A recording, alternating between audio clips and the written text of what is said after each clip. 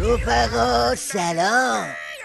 ببینم یادتونه پنجشنبه پیش بعد از اینکه تیم مذاکره کننده شیخ فری وین رو ترک کرد یه سری از این سگ و سیله های ولایت چه قشقرقی را انداختن؟ یادتونه چپ میرفتن راست میومدن میگفتن به خاطر اعتراض به تحریما مذاکرات رو قطع کردیم؟ به نظر من تصمیم بسیار منطقی رو وزارت خارجه اتخاذ کرد، تیم رو برگردون و در حال حاضرم به نظر من شورای عالی امنیت ملی هست که باید تصمیم بگیره برای ادامه روند چه کاری رو انجام بده. بنده موشکاف همون موقع عرض کردم که بابا این قیفه، این فارس خوابیده است. یه هفته نگذشت که جواد زخیم شروع کرد به شکرخوری و پس گرفتن غلطهای اضافه شرکا و رقبا.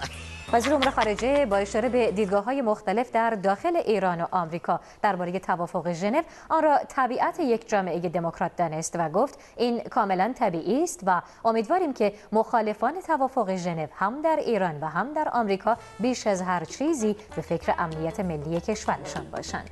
بعدم اون 4 انگشت ریششو گرو گذاشت و افتاد به قسم‌هایی که والله بالله مذاکرات ادامه داره.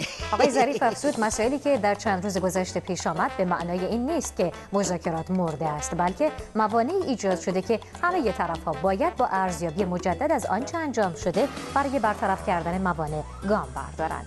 باشه بابا تو دیگه شور نرمش ذلیلانه رو در آوردی ظریف. فهمیدیم بابا فهمیدیم، هم تو هم شیخ فری همون عظمای پکرت همه ذلیل مذاکره ای. واسه همینم میشینید و بلند میشید هی به طرف مقابل چشمک و چراغ میزنید که باراک به مود قسم زهر رو میزنید. اینها شیخ فری رو باش. و اگر ما در کشوری زندگی میکنیم که فتوای مقام معظم رهبری بران است که استفاده از سلاح هسته‌ای، تولید آن، نگهداری آن و بهره برداری از آن حرام و ممنوع است، آیا پژوهشی بخواهد ما را منتهی کند به دسترسی به سلاح کشتار جمعی، اون پژوهش از نظر ما قابل قبول و قابل احترام است؟ نه تنها از لحاظ عقلانی و منافع ملی کشور ما به دنبال سلاح‌های کشتار جمعی نبوده و نیست، بلکه از دیدگاه باورهای دینی این ملت به دنبال سلاح کشتار جمعی نیست و اون را جزء منافع ملی و حتی جزء دکترین دفاعی خود نمی‌داند و نمی‌یابد. یعنی اوباما اگه پیچ و مهرهای اتمی ما رو شلم کردی خیالی نیست، فقط سر جدت تحریم و بردار که هلاکمون کرد. اصلا من چرا دارم حرفای اینا رو واسه شما نقل میکنم؟ جماعت کوسه که تکلیفشون روشنه، تاپیا خالادون جام زهری هن، اونم چه جام زهری. اگه میخوای اوضاع سیدلی دستتون بیاد حرفای شربت مداری رو گوش کنی.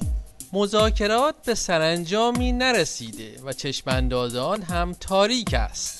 ثانیاً طرف ایرانی تصمیمی برای حل و فصل اختلافات خود با آمریکا نگرفته است و مگر میتوان درباره فلسطین، عراق، لبنان، سوریه، افغانستان، بحرین، یمن موضع حمایتگرانه خود را تغییر دهد؟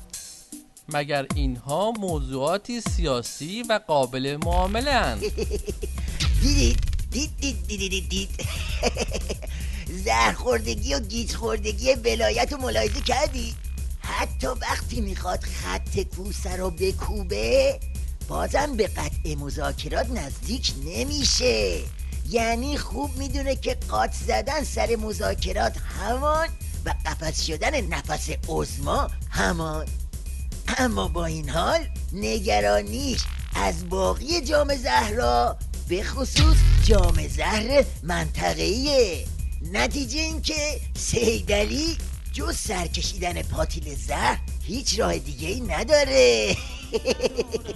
نترس عظما، برو بالا، برو بالا دیگه. کوسه امشب مثل هر شب جام زهر تو دستمه، یه گیلاسی خوردم بسمه، یه گیلاسی خوردم بسمه. یه چشم به تحریما، چشم دیگم به هستمه، یه گیلاسی خوردم بسمه، یه گیلاسی خوردم بسمه. من یه طلسم شکستم، آخر عقب نشستم، جلون